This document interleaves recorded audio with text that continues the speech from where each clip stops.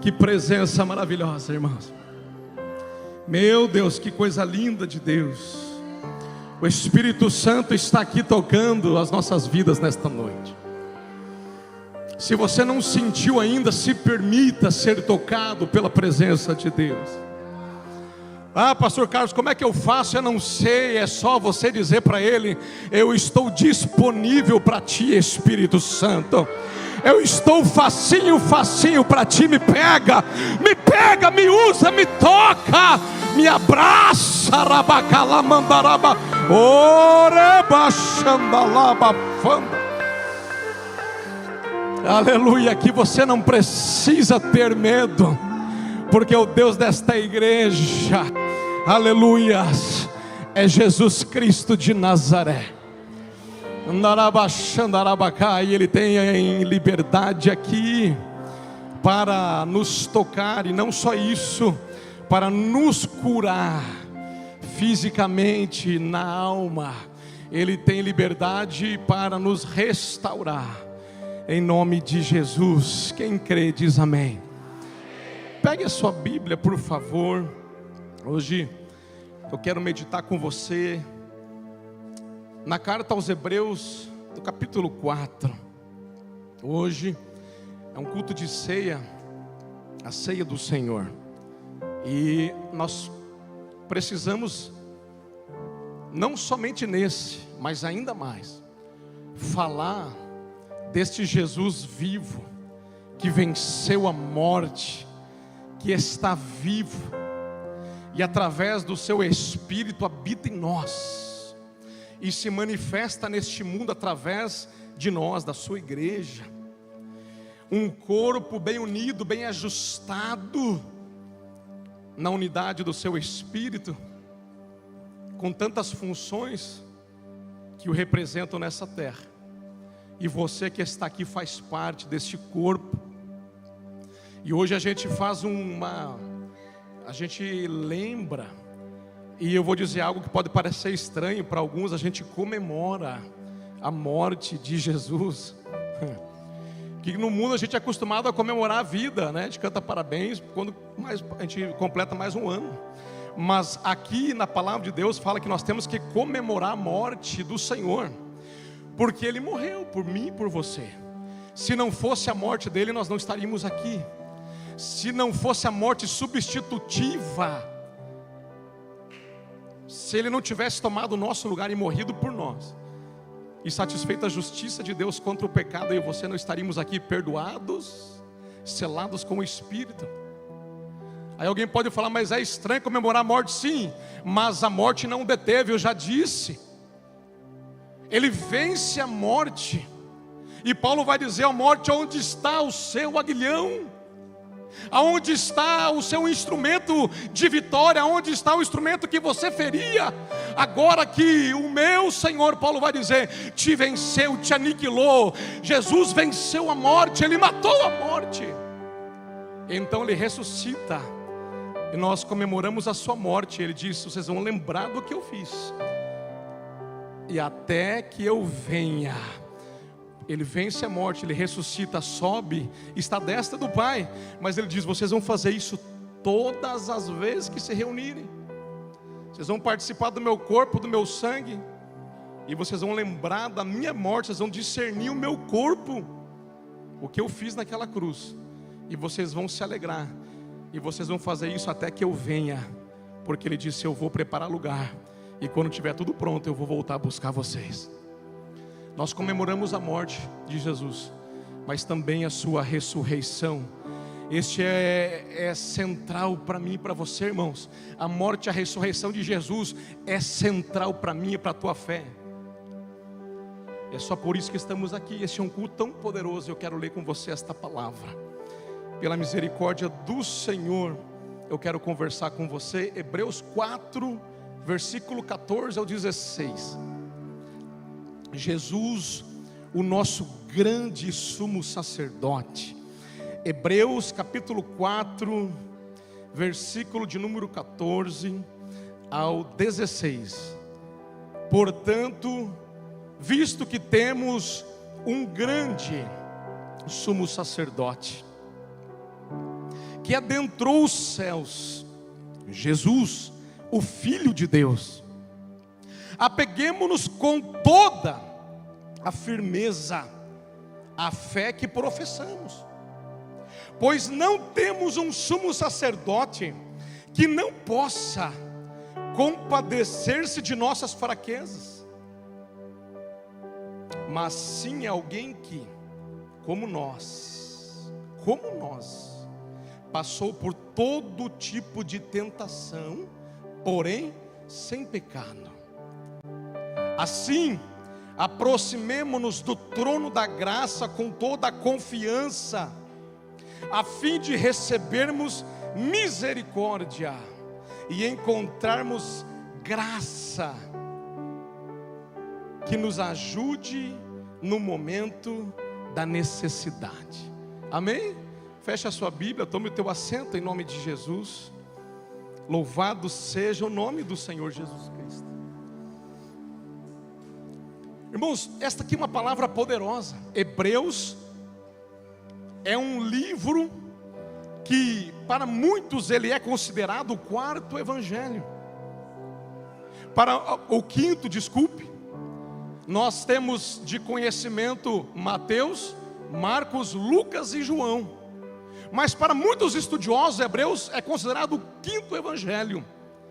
E por que isso?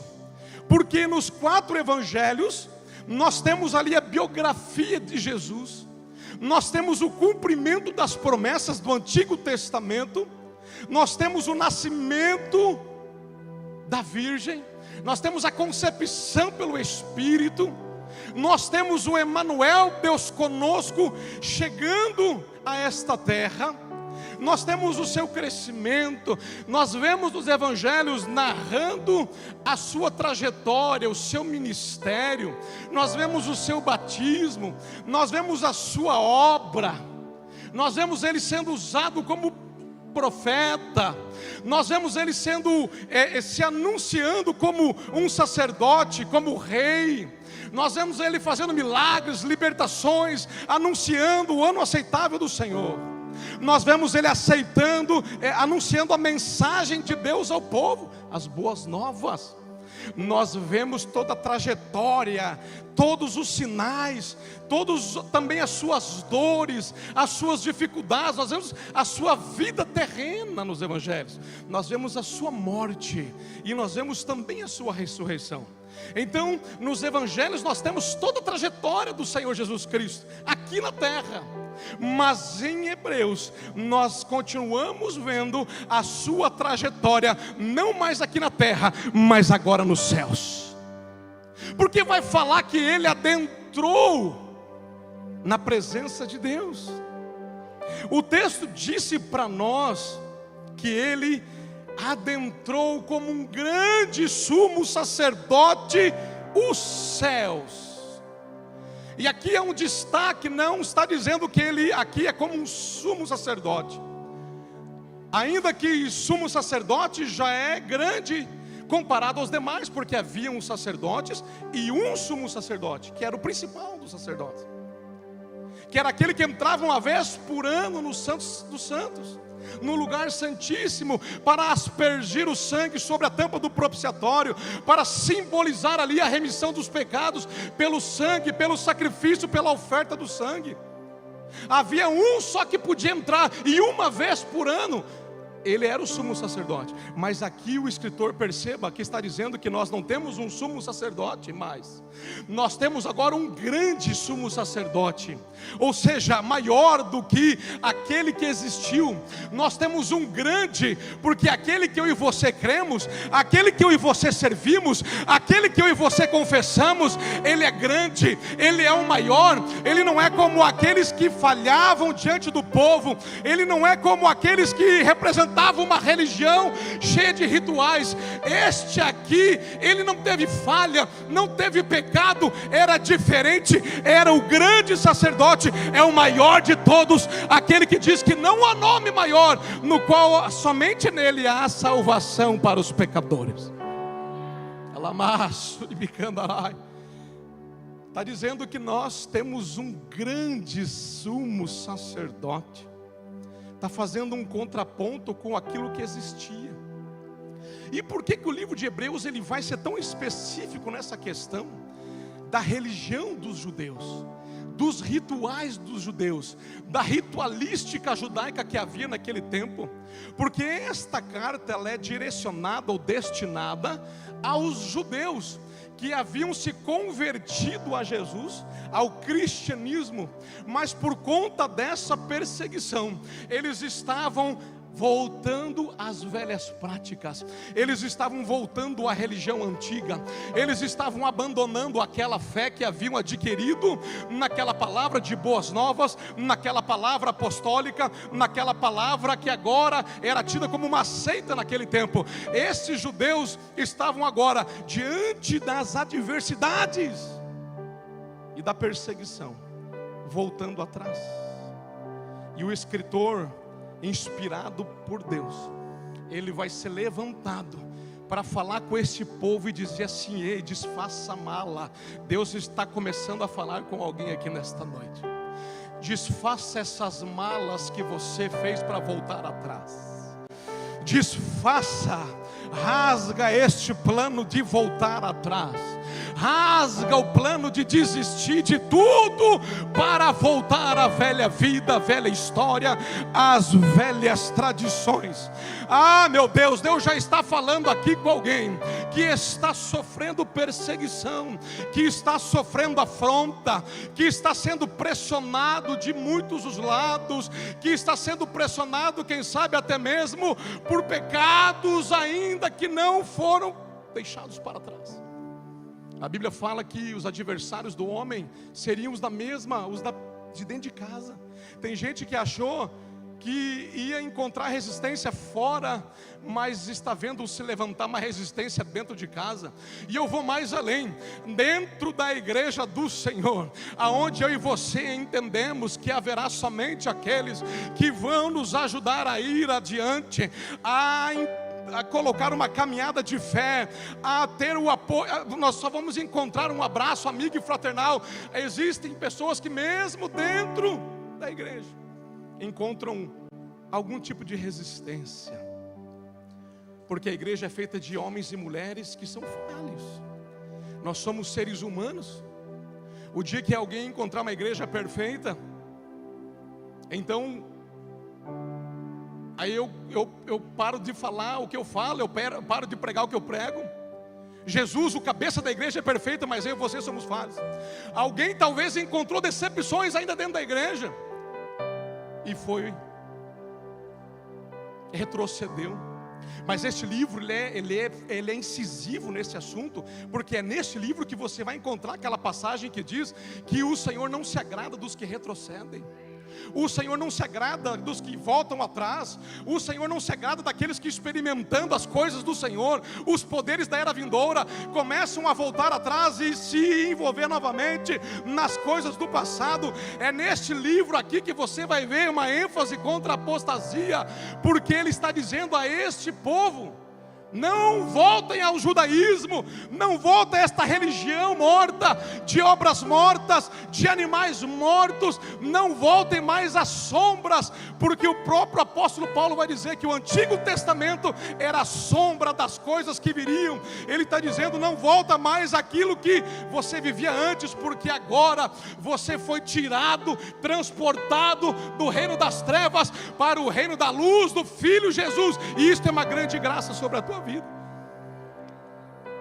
Ele estava fortalecendo aquele povo e dizendo assim: olha, eu sei que vocês estão tristes porque Jesus, esse que foi prometido, esse que foi líder de vocês, ele não está mais aqui com vocês. Eu sei que vocês tiveram uma fé nesse Jesus, e ele morreu, ele venceu a morte, ele ressuscitou, e ele subiu aos céus, e porque ele não está mais aqui com vocês, talvez dá uma tristeza por ele não estar aparentemente aqui, mas o autor está batendo aqui nesta tecla dizendo assim: ei, nós temos um grande sumo sacerdote que merece todo o crédito, que merece toda a fé. E você não pode voltar atrás por causa de uma decepção. Você não pode voltar atrás, abandonar as coisas de Deus por causa de uma tristeza. Todos nós temos dilemas, todos nós temos problemas, todos nós temos dificuldade. Alguém vai dizer: pastor, mas eu estou caindo constantemente, meu lugar não é aqui. Ele está dizendo assim: nós não temos alguém que não pode se compadecer. Ele sabe qual é o meu e o teu problema, Ele sabe qual é a minha e a tua dificuldade. Mas diferente daquela religião dos judeus que apedrejava, Ele está dizendo: nós temos um agora que não pisa a cana quebrada e termina de quebrar, não apaga o pavio que está fumegando e termina de apagar. Nós temos um agora que sabe da tua debilidade e não aponta para você por condenação, mas pega na tua mão e te coloca de pé para continuar andando com Ele. O autor está dizendo para aquela igreja: vocês não estão sozinhos. Ah, Jesus, Ele não está morto, Ele ressuscitou. Ele não está no sepulcro, Ele está vivo e Ele está exaltado. Ele não é como os líderes que falhavam com vocês, porque Jesus mesmo denunciava os sacerdotes, homens que adoravam com a boca, mas o coração estava longe do Senhor. Homens que se vestiam com belas roupas, faziam bonitas orações nas esquinas, mas por dentro, Jesus disse, são como sepulcros caiados. Porque com Jesus de nada adianta muita aparência, porque a transformação que Jesus faz no homem não é de fora para dentro, mas é de dentro para fora. A circuncisão que Jesus faz não é mais na carne como no passado. Paulo vai dizer que ela é feita agora no coração pelo Espírito Santo. Ele vai dizer que agora nós somos regenerados e transformados numa nova criatura. Eis que quem está em Cristo é nova criatura. As coisas velhas já passaram e eis que tudo se fez novo.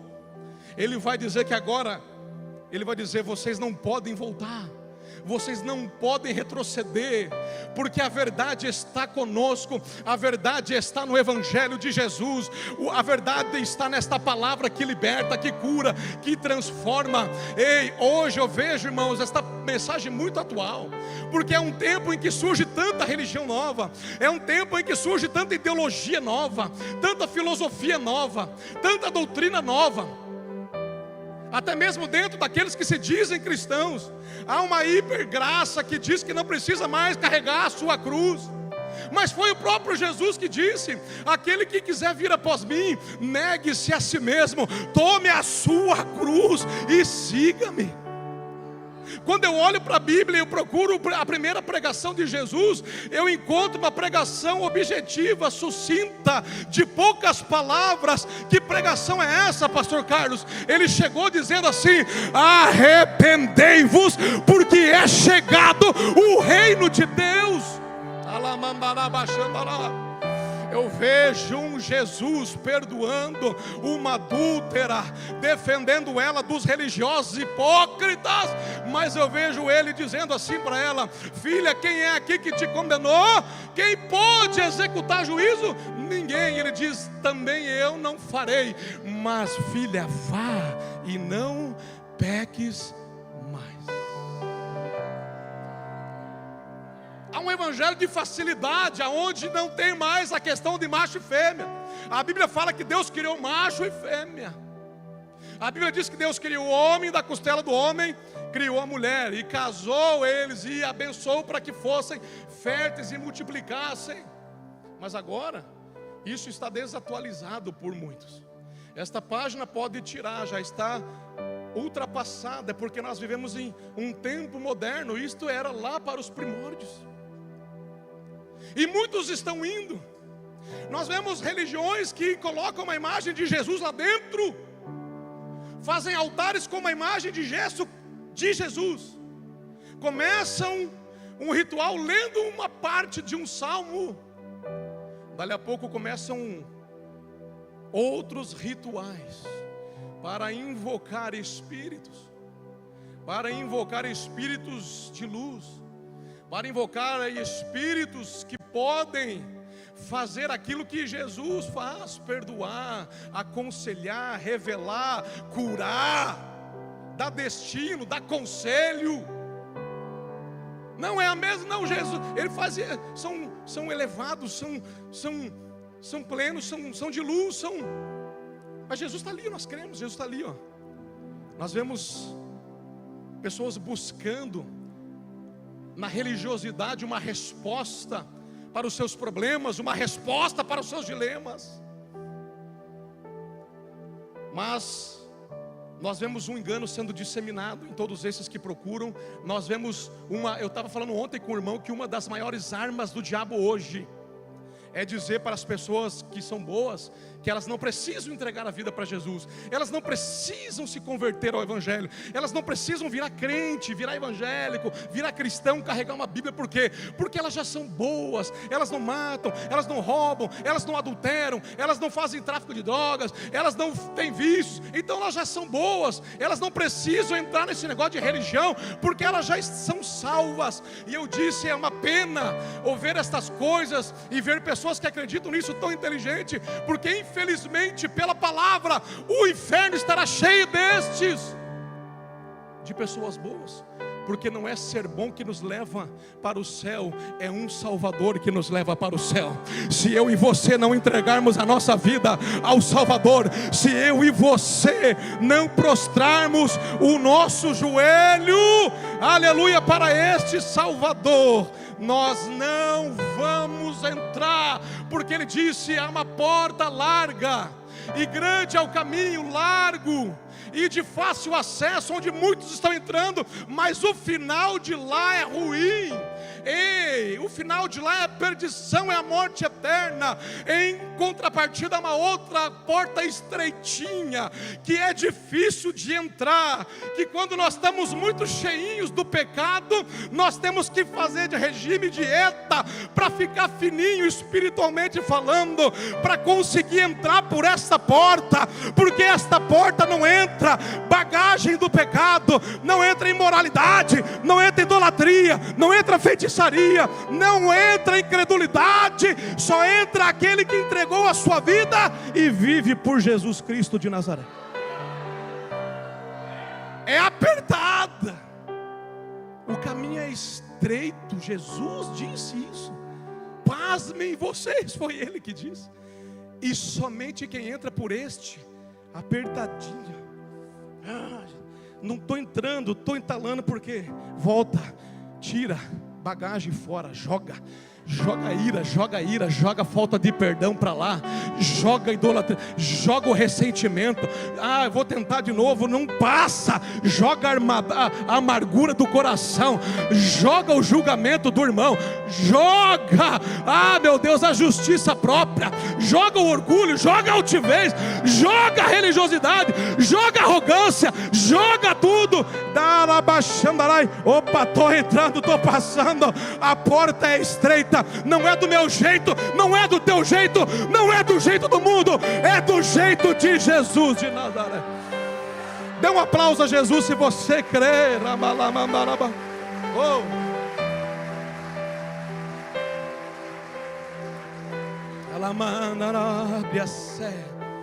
Aleluia. E por que, pastor Carlos? Hoje é ceia, hoje e sempre é tudo dele, por ele e para ele, sempre. Esse altar é dele, esta igreja é dele, tudo aqui é dele. Mas hoje a gente ainda tem que destacar, porque é o culto de memória, memorial. Por que, pastor Carlos? Porque outro dia, eu vendo um podcast, debate teológico, alguém dizia assim: o problema é que vocês cristãos, vocês são muito arrogantes, vocês são exclusivistas. Segura essa aí. Vocês são exclusivistas. Tinha lá um rabino judeu dizendo assim: para nós, para os judeus, você não precisa se converter ao judaísmo. Nós não somos proselitistas, ou seja, aqueles que querem converter os outros. Para nós, você pode ser ateu, muçulmano, você pode ser budista, você pode ser católico romano, você pode ser o que você quiser. Se você for uma pessoa boa, se você fizer bondade, se você respeitar e acreditar que há um só Deus, pronto, basta.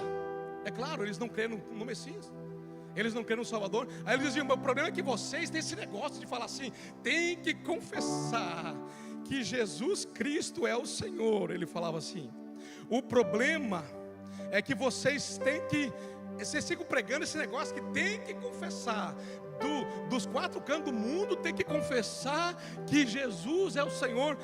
Ah, meu Deus, e por que tem que ser assim? Filipenses capítulo 2, porque Ele conquistou, porque Ele se fez homem, Ele se humilhou no meio do teu lugar, Ele se humilhou na forma humana, Ele se fez homem, Ele morreu em morte de cruz, Ele desceu, Ele deixou a sua glória. Filipenses 2, versículos a partir do 5: tende em vós o mesmo sentimento que houve também em Cristo Jesus, o qual, tendo plenamente a natureza de Deus, não reivindicou o ser igual a Deus, mas pelo contrário, esvaziou-se a si mesmo, assumindo plenamente a forma de servo e tornando-se semelhante aos seres humanos. Assim, na forma de homem, humilhou-se a si mesmo, entregando-se a obediência até a morte e morte de cruz. Por isso, escute, por isso Deus também o exaltou sobremaneira, a mais elevada posição, e lhe deu o nome que está acima de qualquer outro nome, para que ao nome de Jesus se dobre todo o joelho dos que estão nos céus, na terra e debaixo da terra, e toda língua confesse que Jesus Cristo é o Senhor, para a glória de Deus Pai. Oh, rabacalamandarabacaiu. Aleluia. Quem foi que abriu mão da sua glória e desceu ao mundo dos homens, se humilhou, aleluia, foi perseguido, espancado, cuspido, morreu a morte mais humilhante do seu tempo? Quem foi esse que da sua glória desceu a morte? Mas a morte não deteve, a morte não deteve. O salmista já disse: a morte não vai segurar ele. Aleluia, ele estava no mais alto lugar, ele vai descendo, ele encarna como homem. Isso já é humilhação para ele, porque Jesus é Deus. Tem uns aí que vem e bate na tua casa lá com um livrinho, aleluia, e falam que Jesus não é Deus. Então esses aí não são irmãos, porque Jesus é Deus, assim como o Pai e o Espírito. Então ele foi descendo, encarnou como homem, foi sendo humilhado, foi condenado, foi morto, desceu aos mortos. Mas aí ele começa a subir, porque as mulheres vão procurar ele lá no primeiro dia da semana. Elas vão no sepulcro, quando elas chegam lá, o anjo fala assim: ei mulher, por que procura entre os mortos ao que vive? Ele não está aqui, ele ressuscitou. Alabacandarai. Aí ele vai correndo, ele vai pregando, ele vai aparecendo, ele vai dando testemunho aos seus discípulos. Tomé dizia: não acredito só se eu ver. Aliás, mais ainda, se eu tocar. Um dia eles estão lá trancados, portas fechadas. Diz a Bíblia que Jesus aparece no meio deles e diz: paz seja convosco. Talvez alguém olhou para trás: mas quem que abriu a porta? Estavam todos ali. Que mistério é esse? Ele atravessou porta, parede, porta trancada, parede. Ele atravessou tudo. De que jeito? Eu não sei. Se eu soubesse, eu te explicava. Eu só sei que a Bíblia diz e eu acredito. Ele atravessou, se colocou no meio deles e disse: paz seja convosco. Está aqui, Tomé, o que você queria ver. Toca agora. Porque Tomé havia dito, mesmo com as mulheres, dizendo: nós vimos o Senhor, Ele esteve conosco. Tomé ainda disse: eu só creio se eu ver e tocar. Toque, está aqui. Tomé tocou, e Jesus disse a ele: agora você crê porque você viu, mas bem-aventurado é aquele que crê sem ver. Bem-aventurado é o que crê sem ver. Tomé, que era um baita do incrédulo até aquele momento, porque ele via aquele homem andar junto, comer junto, andar de sandália, ficar sujo, ficar limpo. Disse: aí é o Messias, este homem é Deus, o nosso rei, o rei dos judeus. Mas agora Tomé, que não cria, ele diz assim: Senhor meu e Deus meu.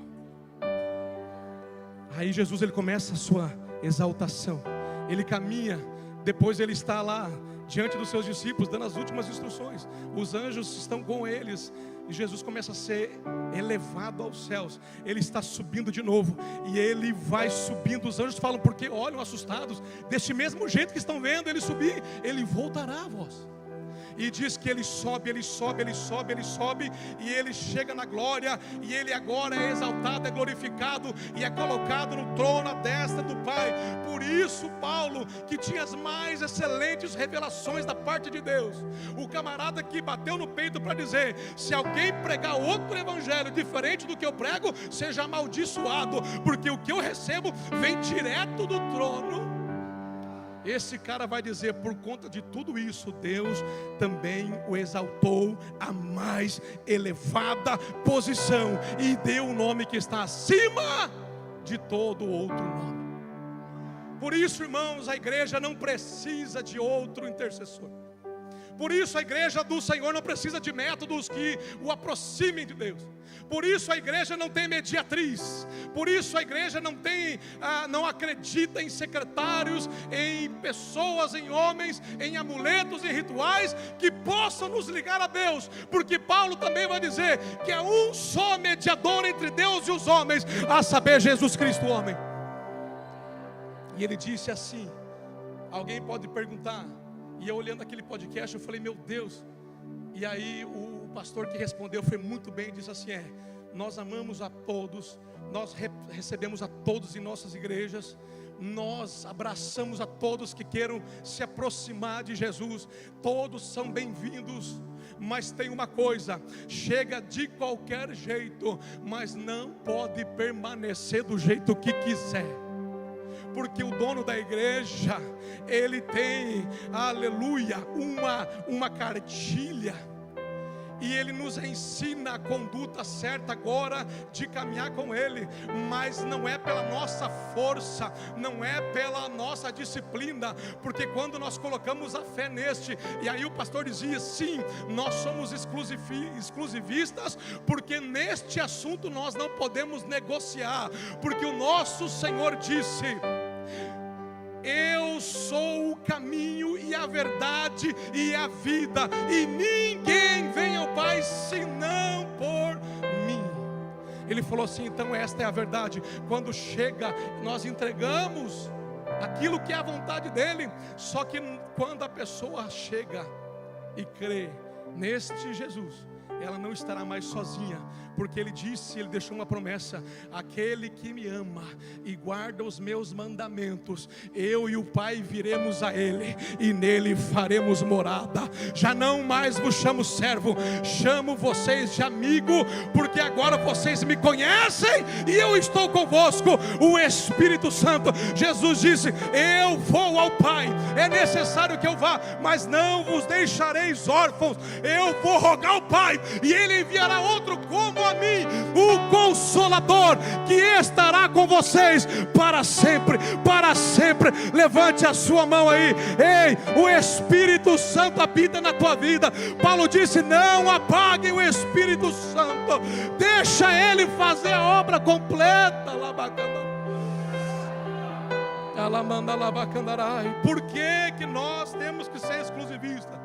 Colossenses 1:15 fala, ele é a imagem do Deus invisível, o primogênito de toda a criação, pois nele foram criadas todas as coisas, no céu, na terra, as visíveis e as invisíveis. Ele é antes de todas as coisas, e nele, Jesus, subsistem todas as coisas. O próprio escritor aos Hebreus, ele vai dizer, no capítulo 1 do livro de Hebreus, que nós lemos, e por que nós temos que acreditar, irmãos, que nós temos um grande sumo sacerdote? Ele vai dizer assim, o Filho é o resplendor da glória de Deus, e a expressão exata do seu ser, sustentando todas as coisas por sua palavra poderosa. Depois de ter realizado a purificação dos pecados, ele se assentou à direita da majestade nas alturas, tornando-se tão superior aos anjos, quanto o nome que herdou é superior ao deles. Irmãos, o escritor aqui está dizendo, porque eu quero avançar para concluir aqui, que não tem nada maior do que esse Jesus. Ele começou a falar com esses judeus dizendo, ele é maior do que os anjos, porque havia uma crença poderosa dos anjos. Ele vai falar, ele é maior do que Moisés, porque até hoje Moisés é grandíssimo para os judeus. Ele vai dizer, ele é maior que Moisés, ele é maior que Arão, ele é maior que a lei, ele é maior que o sacerdócio, porque ele não, como esses homens, fez sacrifício de animais que precisou de repetição. Ele a si mesmo se entregou, entregando a Deus um sacrifício perfeito, a remissão dos nossos pecados, fazendo a oblação por nós, sendo a propiciação, sendo o sacrifício, o preço aceito por Deus. Ele mesmo lá na cruz, por isso ele diz, Pai, está consumado, entrego a ti o meu espírito. Quando ele diz isso, a obra estava completa. Não precisa ninguém completar o que Jesus já concluiu. Tem gente dizendo que é necessário complementar. Não, Jesus, ele fez tudo perfeito, e nós temos esse grande sumo sacerdote.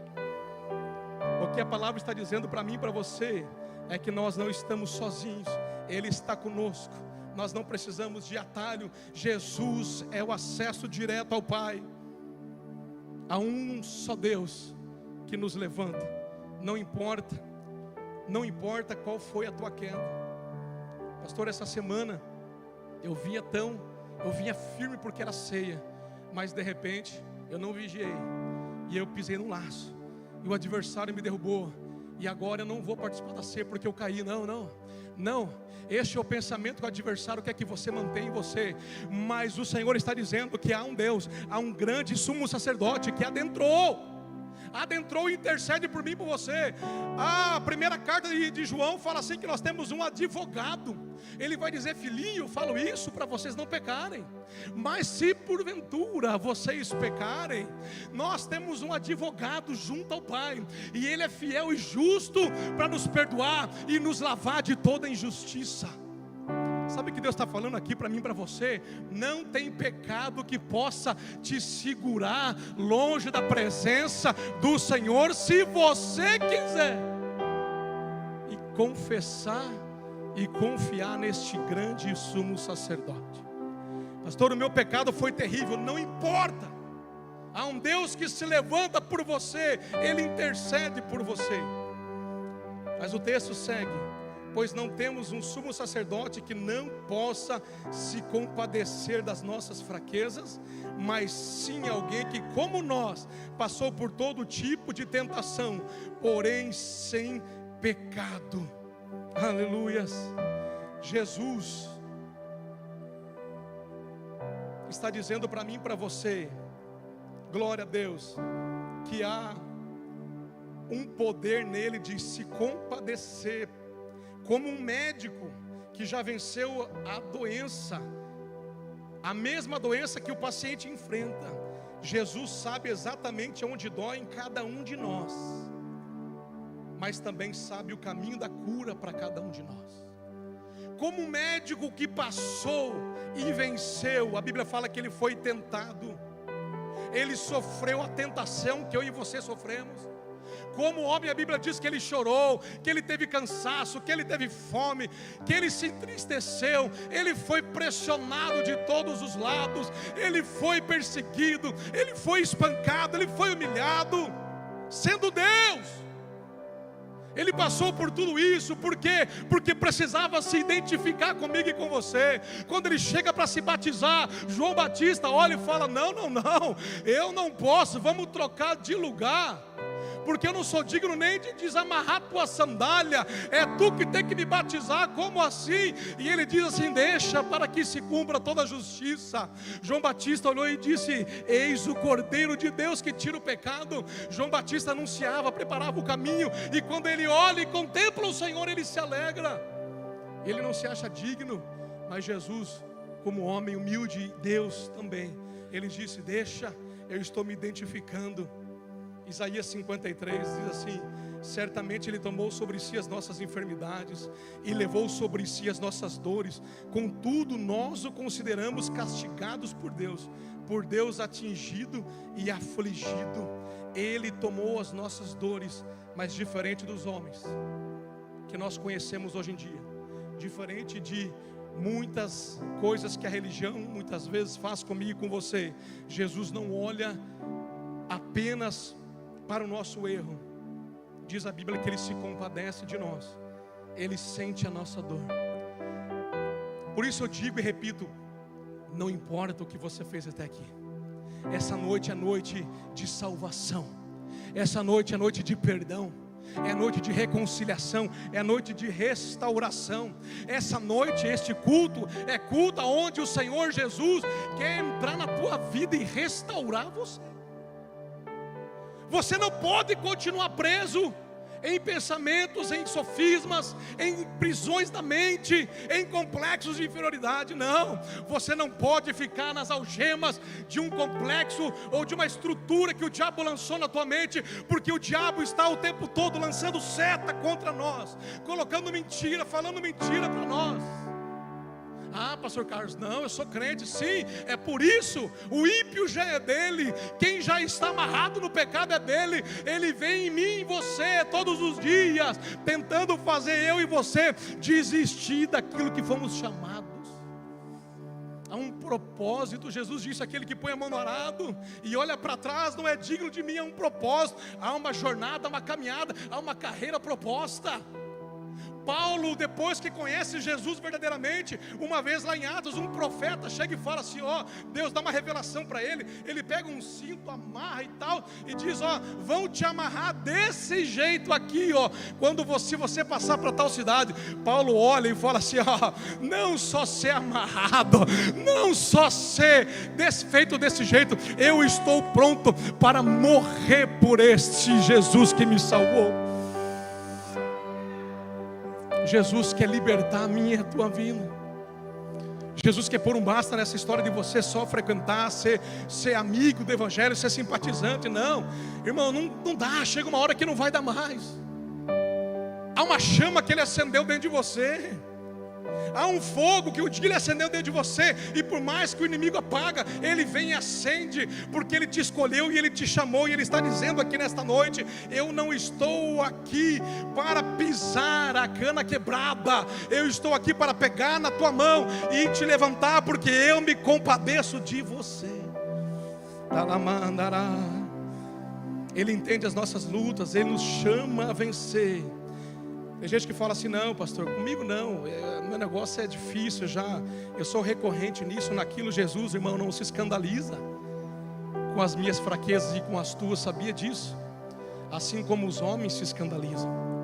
Às vezes a gente faz umas coisas aí que nem é tão grande, e o homem se escandaliza. O homem se escandaliza contando pouca coisa. E se eu disser para você que Jesus não se escandaliza com o pecado, com o mais vil pecador, por quê? Porque foi Ele que quis nos amar. João 3,16. E Deus amou o mundo de tal maneira que entregou o seu Filho unigênito, para que todo aquele que nele crê não pereça, mas tenha vida eterna. Partiu dele. A salvação parte dele, irmão, não parte de mim, de você. Não é você que é bonzinho. Um dia você levantou e falou assim: ah, hoje eu vou atrás desse Jesus, porque não, foi Ele que me resgatou. Ele que te resgatou lá no lamaçal do pecado, quando eu e você estávamos lá bagunçado, arrebentado. Foi Ele que nos amou, foi Ele que nos resgatou. Ele não se escandaliza com a minha vida e a tua vida. Ele não se escandaliza com os erros que cometemos. Se assim fosse, eu não estaria aqui em cima pregando para você. Eu só estou aqui porque esse Jesus olhou para a minha miséria, me perdoou, me lavou, me limpou, me deu o seu Espírito e me sustenta todos os dias.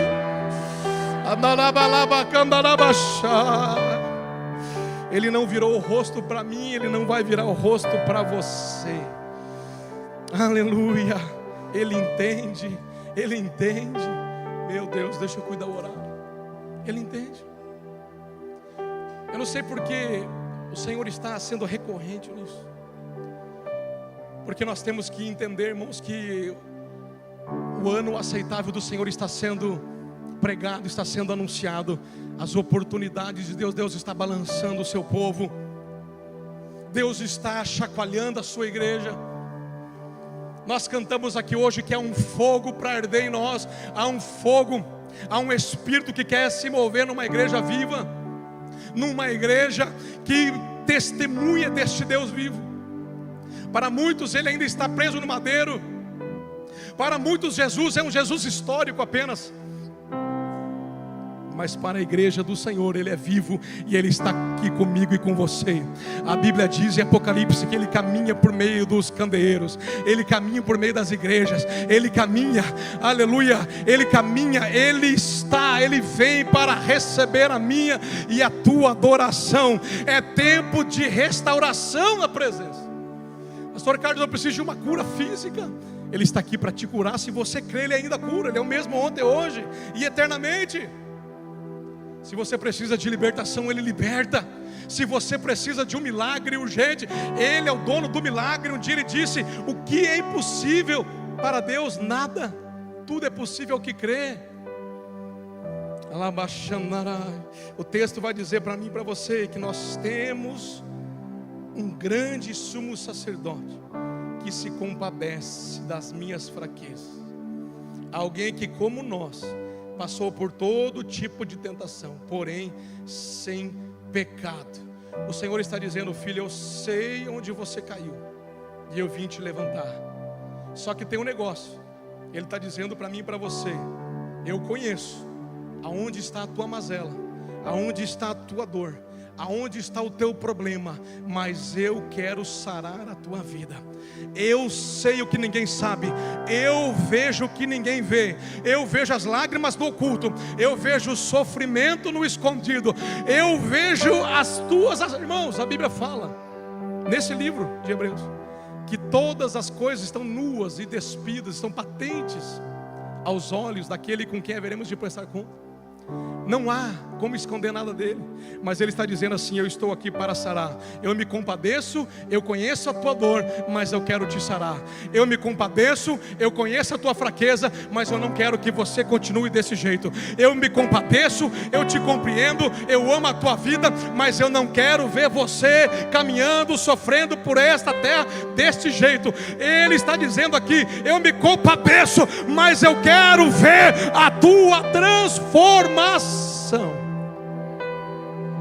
E por fim o texto vai dizer, para encerrar, nosso tempo está chegando. Ele diz assim: assim aproximemo-nos do trono da graça com toda a confiança, a fim de recebermos misericórdia e encontrarmos graça que nos ajude no momento da necessidade. Irmãos, me chama a atenção o trono da graça. O trono da graça. Assim aproximemo-nos do trono da graça e com confiança. Talvez eu e você, quando imaginamos o trono de Deus, imaginamos um trono de justiça. Talvez quando imaginamos o trono de Deus, imaginamos um trono de juízo, e é também. O profeta Isaías, quando teve uma visão, uma experiência de ver o trono, ele disse: como eu posso fazer algo? Ai de mim, que sou homem de impuros lábios. Se você vê os primeiros capítulos, ele aponta o dedo para todo mundo. Mas quando chega no capítulo 6, ele é exposto, porque a presença de Deus coloca um espelho diante de nós, e o dedo que apontava apenas para os outros, ele vira e começa a apontar para nós. Por isso Jesus vai dizer: por que você quer tirar um cisco do olho do teu irmão, se tem uma trava no teu olho? A matéria de julgamento não é para mim e para você, irmão. Nós temos que interceder uns pelos outros, diz a palavra. A palavra diz que nós temos que nos amar uns aos outros. A palavra diz que nós temos que suportar uns aos outros. O mais forte suportar o mais fraco. A palavra diz: ao servo do Senhor não convém contender. A palavra vai dizer que o julgamento não é para nós, o julgamento é para Ele. E Ele vai dizer: a mesma medida que você usa vai ser usada contra você. Ele está querendo dizer: o mesmo dedo que você aponta vai ser apontado para você, então não faça isso. Paulo vai dizer, 14 de Romanos: e tu, porque julgas o teu irmão, não sabe que cada um prestará conta de si mesmo a Deus. não julga. Mas nós olhamos para a Bíblia e nós vemos um trono, nós vemos em Apocalipse trovões, raios que saem do trono. Nós vemos, Ezequiel viu fogo, Isaías teve uma visão e viu a fumaça, veio uma brasa do altar e tocou, purificando a vida dele. Talvez eu e você imaginamos que um trono de Deus, ele é um trono de justiça e juízo apenas, e que nós temos que correr contrariamente a este trono para não sermos consumidos por este Deus. Mas o que a palavra está dizendo para mim e para você hoje aqui é o contrário. Aleluia, isso aqui é tão tremendo. Assim aproximemo-nos com confiança do trono da graça, a fim de recebermos misericórdia e encontrarmos graça no dia ruim. Sabe o que é misericórdia, irmãos? É a causa de não sermos consumidos. Sabe o que é misericórdia de Deus? É nós não recebermos aquilo que nós merecemos. Eu e você somos pecadores, somos falhos, merecemos a ira de Deus, mas a misericórdia não deixa eu e você recebermos o que nós merecemos. E a graça, o que é? O contrário, é eu e você recebermos o que não merecemos. Por isso você pode estar nesta noite dizendo: eu não mereço essa graça, eu não mereço esse perdão, eu não mereço esse Jesus tão poderoso que o pastor Carlos falou que Ele é. Eu não mereço estar debaixo das suas mãos. Eu não mereço o milagre dele, eu não mereço o carinho dele, o amor dele. E isto é o que o diabo quer que eu e você pensemos, porque a palavra está dizendo: não é em direção contrária que você vai correr, não é se afastando do trono, não é como fez Adão e Eva, que correram para longe da presença. É o contrário, ele está dizendo: se aproximem deste trono, porque este trono tem graça para fluir para mim e para a tua vida.